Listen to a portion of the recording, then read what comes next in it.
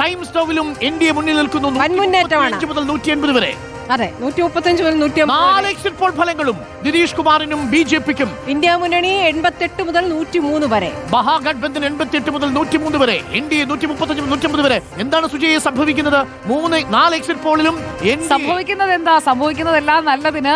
ബീഹാറിലെ ജനങ്ങൾ കൃത്യമായി വോട്ട് ചെയ്തിരിക്കുന്നു. അതിനെ ആസ്പദമാക്കിയിട്ടുള്ള എക്സിറ്റ് പോൾ ഫലങ്ങൾ പുറത്തു വന്നുകൊണ്ടിരിക്കുന്നു. 2015 സംഭവിച്ചത്, 2020 സംഭവിച്ചത്, എക്സിറ്റ് പോൾ ഫലങ്ങൾ മറിച്ചു വന്നു. അത് അങ്ങനെ ആവർത്തിക്കുമെന്ന് കരുതി അങ്ങനെ വെള്ളിയാഴ്ച വരെ കിനാവ് കാണാം ഇന്ത്യ സഖ്യത്തിന്. നിതീഷ് കുമാർ, BJP, ജിതിൻ റാം മഞ്ചി, ചിരാഗ് പാസ്വാൻ, ഉപേന്ദ്ര കുശ്വാഹ ഇവരെല്ലാവരും അടങ്ങിയ ആ NDA സഖ്യം ഇപ്പോൾ 4 എക്സിറ്റ് പോളിലും ഇതാ മുന്നിട്ട് നിൽക്കുന്നു എന്നുള്ള വിവരമാണ്.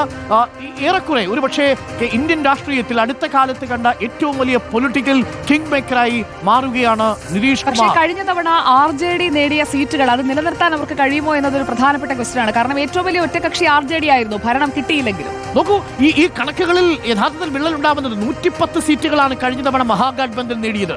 അന്ന് വലിയൊരു വേവ് അനുകൂലമായിട്ടുണ്ടായിരുന്നു RJD-ക്കും കോൺഗ്രസിനും അനുകൂലമായിട്ട്. രാഹുൽ ഗാന്ധി SIR വലിയ രീതിയിൽ വാർത്തയാക്കിയതിനു ശേഷം, ചർച്ചയാക്കിയതിനു ശേഷം നടന്ന തെരഞ്ഞെടുപ്പാണ്. പക്ഷെ അവിടെയും നോക്കൂ, ആദ്യത്തെ കണക്കിൽ കാവിയണിഞ്ഞിരിക്കുകയാണ് എക്സിറ്റ് പോളിന്റെ ഫലസൂചനകൾ. Matrix IANS-ലും 4 exit പോളുകളാണ്. നോക്കൂ സ്മൃതി, അതിന്റെ ഒരു കോൺഫിഡൻസ് നോക്കൂ. BJP-യുടെ കോൺഫിഡൻസ് എല്ലാം 130 മുകളിലാണ്.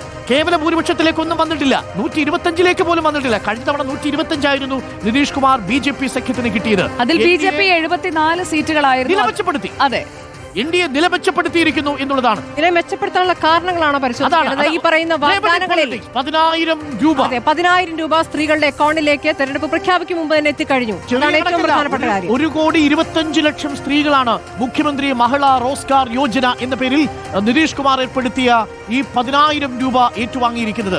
അതായത് ക്ഷേമ പെൻഷനുകൾ ഇത് നേരെ കേരളത്തിലേക്ക് കൊണ്ടുവന്നു കഴിഞ്ഞാൽ കേരളത്തിൽ ക്ഷേമ പെൻഷൻ ഒരു പ്രധാനപ്പെട്ട പൊളിറ്റിക്കൽ ഇമ്പാക്ട് ഉണ്ടാക്കുമോ? ഭരണ തുടർച്ചയുടെ കാലമാണ്. മറ്റൊന്ന് SIR കാരണം പുറത്ത് ജോലി ചെയ്യുന്ന, കേരളത്തിലടക്കം ജോലി ചെയ്യുന്ന ബീഹാറിൽ നിന്നുള്ള തൊഴിലാളികൾ തിരിച്ചുപോയി വോട്ട് ചെയ്തിട്ടുണ്ട്. കാരണം വോട്ടർ പട്ടികയിൽ നിന്ന് പുറത്താക്കുമെന്നുള്ള ഭയം. പക്ഷെ അങ്ങനെ ഭയന്ന് വോട്ട് ചെയ്ത് ആർക്കാണെന്നുള്ള ചോദ്യമാണ്. ആ ചോദ്യത്തിനുള്ള മറുപടിയാണ് ഇപ്പോൾ പ്രേക്ഷകർ കാണുന്ന. പോളിംഗ് ബൂത്തുകളിൽ നമ്മൾ കണ്ട ജെൻസി വോട്ടർമാരുടെ നീണ്ട നിര, സ്ത്രീകളുടെ നീണ്ട നിര, അത് NDA-ക്ക് അനുകൂലമായാണ് വന്നതെങ്കിൽ ദേശീയ രാഷ്ട്രീയത്തിന്റെ പ്രതിഫലമാണ് ബീഹാർ എന്ന് പറഞ്ഞ ഇന്ത്യ സഖ്യത്തിനുള്ള തിരിച്ചടിയാകും. അത് 2 പ്രധാനപ്പെട്ട കാര്യങ്ങൾ ഈ തെരഞ്ഞെടുപ്പിൽ ചർച്ചാ വിഷയമായിരുന്നു. ഒന്ന്, നിതീഷ് കുമാർ പ്രായം ചെന്നിരിക്കുന്നു, ഒരു യുവമുഖത്തെ കൊണ്ടുവരണം, ജെൻസിയെ കൊണ്ടുവരണം, തേജസ്വി യാദവിനെ മുന്നിൽ നിർത്തിക്കൊണ്ടുള്ള പോരാട്ടം. ഓരോ വീട്ടിലും ഓരോ സർക്കാർ ജോലി എന്നുള്ളതായിരുന്നു വാഗ്ദാനം. തൊഴിലില്ലായ്മയാണ് മഹാഗഠബന്ധൻ അഡ്രസ് ചെയ്യാൻ ശ്രമിച്ചത്. എന്നാൽ ഭരണവിരുദ്ധ വികാരത്തെ മറികടക്കാൻ വികസനം എന്ന ആശയമാണ് നിതീഷ് കുമാർ മുന്നോട്ട് വെച്ചത്. നഗരഹൃദയങ്ങളിൽ വലിയ വികസനം കാണാൻ നമ്മൾ സാധിച്ചു. പക്ഷേ ഗ്രാമങ്ങളിലേക്ക് പോകുമ്പോൾ അത് കാണാൻ സാധിച്ചിട്ടുമില്ല. പക്ഷേ ഇതാ സീമാഞ്ചിലടക്കം വിധി എഴുതി കഴിഞ്ഞിരിക്കുമ്പോൾ പോൾ ഓഫ് പോൾസിൽ, എക്സിറ്റ് പോളിൽ ഇതുവരെ പുറത്തു വന്നിരിക്കുന്ന 4 എക്സിറ്റ് പോളിലും വലിയ മുൻതൂക്കം, ആത്മവിശ്വാസത്തോടു കൂടി ഉറച്ച മുൻതൂക്കം NDA-ക്കും BJP. ചാണക്യ മാത്രമാണ് 108 സീറ്റ് വരെ ഇന്ത്യ സഖ്യം പോയേക്കാം. പക്ഷെ അതൊരു പോരാട്ടത്തിലേക്ക് എത്തുന്നില്ലെന്ന് നോക്കൂ. അതാണ് 108 വരെയാണ് മാക്സിമം. 108 എന്ന് പറഞ്ഞാൽ നോക്കൂ, എക്സിറ്റ് പോൾ ഫലം അനുസരിച്ച് പോലും 122 കടക്കണം. കേവല ഭൂരിപക്ഷം ഇതുവരെയും ഒരു എക്സിറ്റ് പോളും പറഞ്ഞിട്ടില്ല കോൺഗ്രസിനും RJD-ക്കും എന്നുള്ളതാണ്. എക്സിറ്റ് പോളിന്റെ കാര്യത്തിൽ ബീഹാർ ചരിത്രം ആവർത്തിക്കുകയാണെങ്കിൽ ഒരു മറിച്ചാകും ഫലം. അതെ, അതായത് 2015 മുതൽ ഇങ്ങോട്ട് എക്സിറ്റ് പോളിന്റെ ചരിത്രത്തിൽ ഒരു ഫലവും ബീഹാറിലെ. ഇപ്പോൾ നോക്കൂ, നിതീഷ് കുമാർ സർക്കാരിലെ 12 മന്ത്രിമാർ ഇന്ന് ജനവിധി നേടിയിട്ടുണ്ട് ഈ 2ാം ഘട്ടത്തിൽ. ആ 2ാം ഘട്ടത്തിൽ അവർ മത്സരിച്ച മണ്ഡലങ്ങളിലെല്ലാം റെക്കോർഡ് പോളിംഗ് ആണ്. അപ്പോൾ ഭരണവിരുദ്ധ വികാരമില്ല എന്നതിന്റെ പ്രതിഫലനമായി അതിനെ ഉയർത്തിക്കാണിക്കാൻ 2ാം ഘട്ടത്തിൽ സുജയ പറഞ്ഞതിനകത്തൊരു പോയിന്റ് ഉണ്ട്. മാത്രമല്ല ഇന്നലെ നടന്ന ഡൽഹിയിലെ വലിയ സ്ഫോടനമടക്കം തിരഞ്ഞെടുപ്പിനെ നിശ്ചയിച്ചിരിക്കാൻ സാധ്യതയുണ്ടെന്നുള്ളതാണ്. നമുക്കൊപ്പം ഇപ്പോൾ PR സുനിലും നോബൽ ബാരിക്കാരനും ആദിൽ പാലോടുമുണ്ട്. ആദിൽ പാലോട് ഗ്രൗണ്ട് 0-ൽ നിന്നാണ്. ദൈനിക് ഭാസ്കർ കൂടി വീണ്ടും 160 വീണ്ടും NDA. അതെ, ഇന്ത്യ മുന്നണിക്ക് കുറവാണ്, 73 മുതൽ 91 വരെ മാത്രം. 5ാമത്തെ എക്സിറ്റ് പോളിലും NDA. ദൈനിക് ഭാസ്കർ പക്ഷേ ജൻ സുരാജ് പാർട്ടിക്ക് അക്കൗണ്ട് തുറക്കുന്നില്ല എക്സിറ്റ് പോളിൽ. പക്ഷേ നോക്കൂ, അവരവിടെ സ്പോയിലർ ആയിട്ടുണ്ട്.